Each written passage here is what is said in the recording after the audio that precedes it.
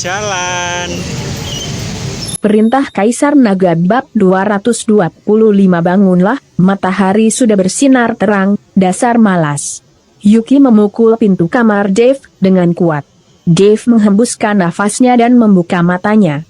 Saat melihat cahaya di papan 7 bintang yang meredup, Dave menghela nafasnya. Awalnya dia mengira papan 7 bintang ini akan membantu meningkatkan kultivasinya, tapi sepertinya dia terlalu polos. Sekarang, energi yang tersisa di papan 7 bintang ini sepertinya tidak akan cukup untuk mendukung kultivasinya selama 1 malam. Tampaknya dia harus kembali mengandalkan energi spiritual yang tipis ini untuk berkultivasi, tapi kalau seperti itu, peningkatan kekuatannya mungkin akan terasa saat lebaran monyet. Masih tidak mau bangun, Yuki kembali mengetuk pintu dengan keras. Dave turun dari tempat tidur dan membuka pintu. Yuki memelototinya. Sarapan sudah siap, cepat turun untuk makan. Oh, Dave merespon satu kata, lalu melihat sedikit tidak senang. Sepertinya kedepannya saya tidak bisa ke kantor setiap hari. Dave harus memanfaatkan waktu untuk kultivasi. Dia tidak bisa berangkat kerja setiap hari, karena sekarang dia juga sudah menjabat sebagai presiden direktur, juga tidak perlu berangkat kerja setiap hari. Yuki tertegun sejenak, dia mengira dia sudah menyinggung Dave tanpa sengaja. Setelah melihat ekspresi Yuki, Dave segera menjelaskan, ada satu masalah penting yang harus saya lakukan, dan sepertinya akan membutuhkan waktu lama. Tidak masalah, lagi pula perusahaan juga sudah berada di jalur yang benar. Yuki tersenyum. Setelah sarapan, Yuki pun pergi. Dia tidak mungkin terus tinggal di sana, karena dia dan Dave belum menikah.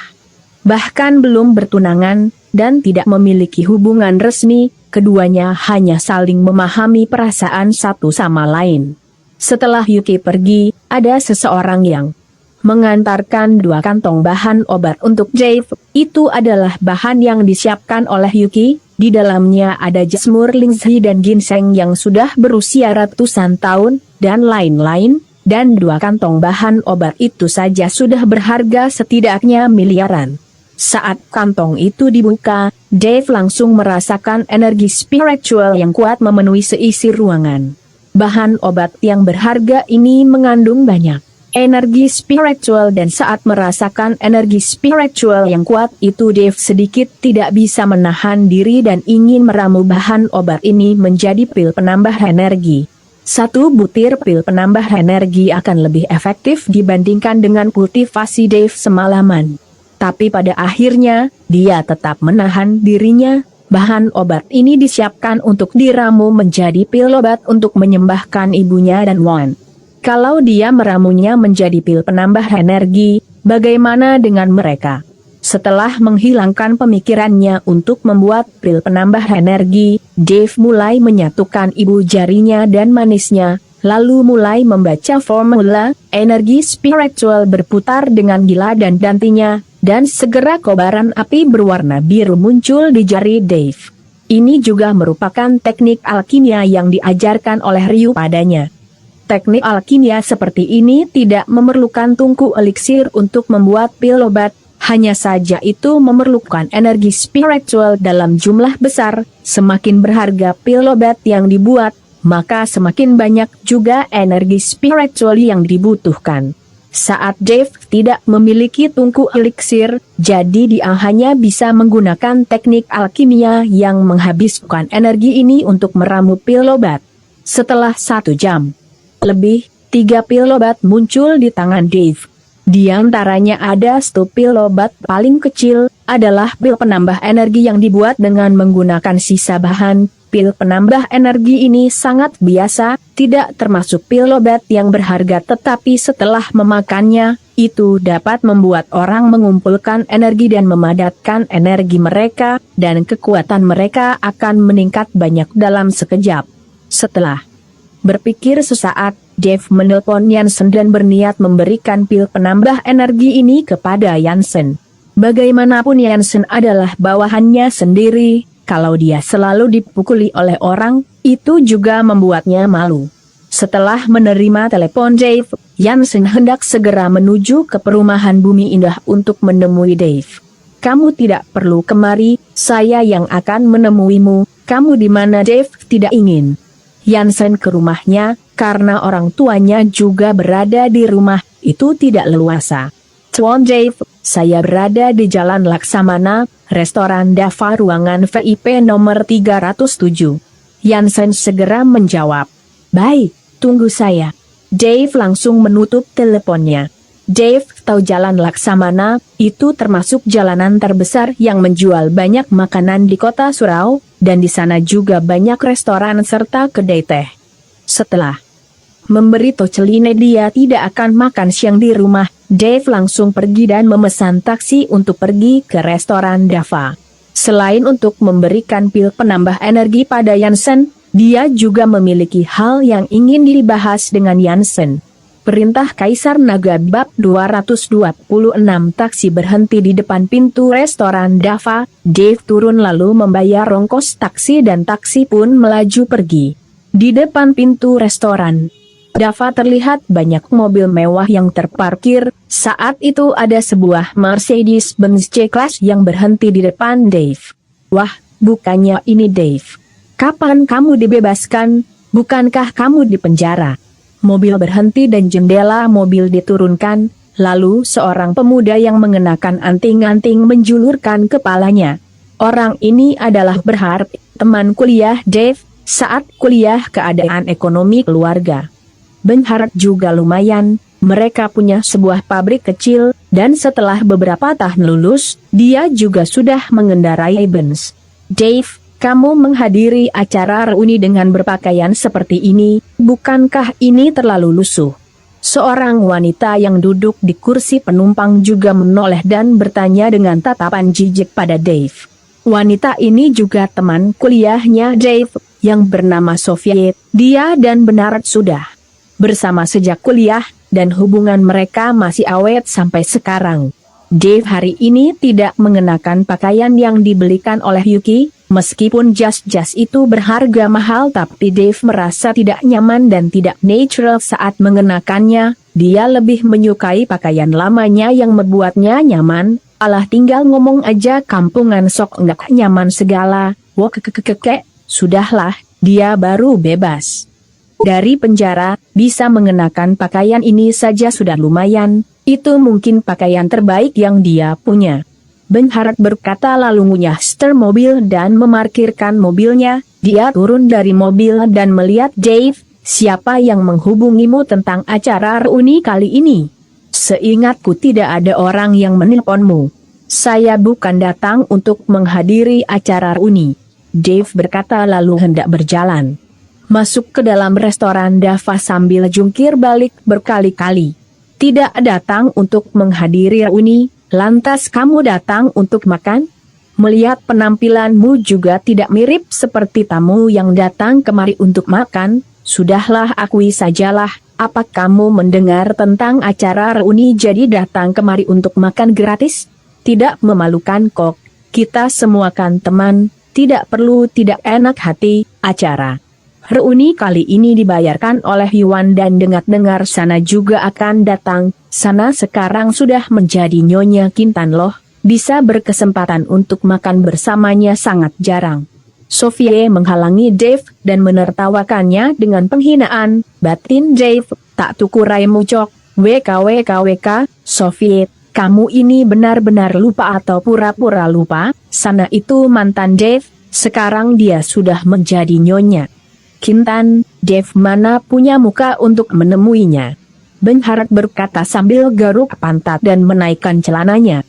Oh, ia baru saja teringat, Dave sepertinya juga dipenjarakan oleh Tuan Navarro. Kalau kali ini menghadiri reuni dan membuat Tuan Navarro salah paham, bisa-bisa dia dijebloskan lagi ke dalam penjara. Itu tidak sepadan, pantas saja dia tidak mau ikut. Sophie menyingkir masuklah, cari tempat untuk berjongkok, dan setelah kami selesai makan, kamu boleh membawa pulang sayur sisa kami. Melihat Sophie dan Berharap yang tidak berhenti menghinanya, Dave hanya tersenyum pahit. Ayo, saya akan ikut kalian menghadiri acara reuni. Dave langsung nyelonong masuk sambil jengkrak-jengkrak. Dia tahu kalau dua orang ini sedang memprovokasinya, karena begitu, Dave juga ingin melihat-lihat teman kuliahnya dan sehebat apa mereka. Melihat Dave tidak tahan diprovokasi dan masuk perangkap, Sophia dan Bernhard bertukar pandang lalu tersenyum. Alasan mereka memaksa Dave untuk ikut adalah agar mereka bisa menginjak-injak Dave di acara reuni dan meninggalkan kesan baik di depan sana.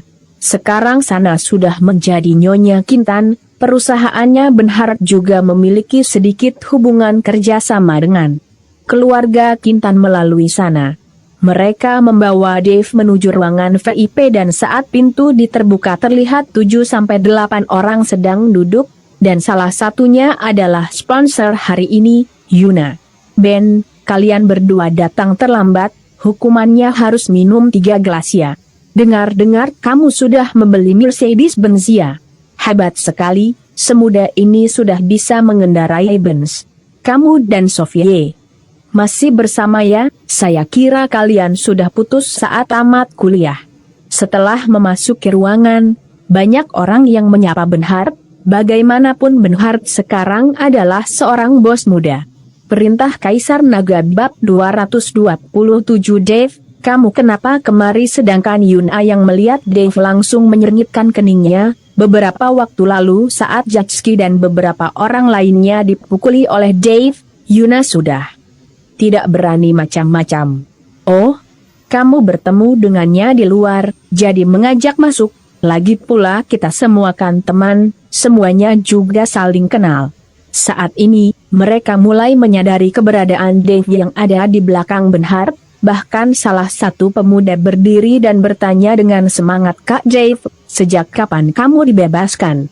Jelas kalau pemuda ini tahu kalau Dave pernah di penjara. Wilfred, kamu juga datang. Dave melihat pemuda itu dan sedikit terkejut. Pemuda itu adalah Wilfred Collin, dia juga merupakan teman kuliah Dave dan pernah tinggal set asrama dengan Dave, karena mereka memiliki marga yang sama, jadi hubungan mereka menjadi lebih akrab.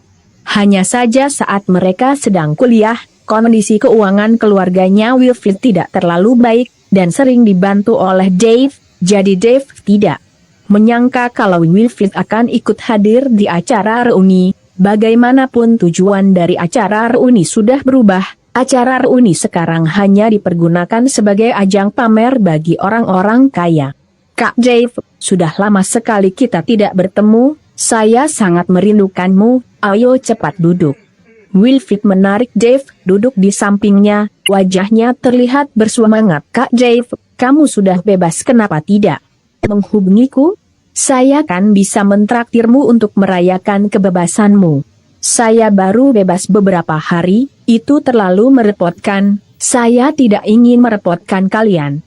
Dave tersenyum, suasana hatinya jauh lebih baik. Awalnya dia mengiyakan permintaan Bernhard untuk ikut acara reuni karena ingin melihat betapa sombongnya teman-teman kuliahnya ini, lalu mempermalukan mereka, namun sekarang dia bertemu dengan Wilfred. Dave merasa pilihannya untuk ikut tidak salah. Makan bersama dengan mantan narapidana benar-benar membawa sial. Beberapa teman kuliahnya berbisik-bisik, namun terdengar oleh semua orang. Tentu saja Dave juga mendengarnya. Dia tidak marah dan menatap temannya ini dengan tatapan dingin, sedangkan teman-teman lainnya menatap Dave dengan tatapan menghina. Wilfred seketika menjadi canggung dan menarik Dave lalu berkata, Kak Dave, kamu baru bebas. Apakah sudah mendapatkan pekerjaan belum? Dave menggelengkan kepalanya. Bagaimana kalau kamu ikut denganku? Sekarang saya memiliki tim kontraktor kecil di bawah komandoku, dan saya adalah ketuanya. Meskipun pekerjaannya berat tapi paling tidak kamu bisa menghasilkan 300-500 ribu sehari. Tujuan Wilfred menghadiri acara reuni kali ini juga agar dia bisa mendapatkan sedikit proyek dari temannya ini. Wilfred, mana mungkin seorang ketua dewan mahasiswa yang terhormat mau bekerja kasar seperti itu? Lagi pula kamu menyebut beberapa bawahanmu itu sebagai tim kontraktor, dan kamu menyebut dirimu ketua? Baru memiliki beberapa buruh kasar saja mengira dirimu sudah sangat hebat. Bernhard yang sedang menyebat sebatang rokok di mulutnya dan meletakkan kunci Mercedes di hadapannya, bertanya dengan jijik pada Wilfried. Wilfried seketika juga tersenyum pahit, dan berkata kalau dibandingkan dengan Kak Bernhard, saya tentu bukan siapa-siapa, kelak saya masih membutuhkan bantuan Kak Bernhard untuk mendapatkan nafkah. Wilfried tersenyum dengan sopan dan segera membantu Bernhard menyalakan sebatang rokoknya. Bernhard merasa puas dengan sikap Wilfried dan menganggukkan kepalanya. Gampang, satu proyek. Dariku sudah cukup untuk menafkahimu selama setahun. Terima kasih banyak Kak Bernhard, ini kartu nama saya. Wilfried menyerahkan kartu namanya pada Bernhard, sedangkan Bernhard langsung melemparkannya ke atas meja tanpa meliriknya. Bernhard menyebat rokoknya dalam-dalam lalu membuang asapnya pada Dave. Dave, kamu dulu pernah menjadi ketua dewan mahasiswa, dan saya demi teman-teman kuliah akan memberikanmu pekerjaan di perusahaanku sebagai satpam, gaji sebulan 3 juta, bagaimana? Dengan begitu saya bisa mengenal Tibetan Mastiffku yang menjaga pintu. Kamu harus tahu Tibetan Mastiffku udah murah, sayang sekali kalau disuruh menjaga pintu. Perkataan Bernhard jelas membuat semua orang tertawa keras. Terutama Yuna, dia tertawa paling bahagia. Awalnya dia tidak suka karena Dave ikut acara reuni. Namun karena Dave sudah di sini, tentu dia harus melihat Dave dipermalukan.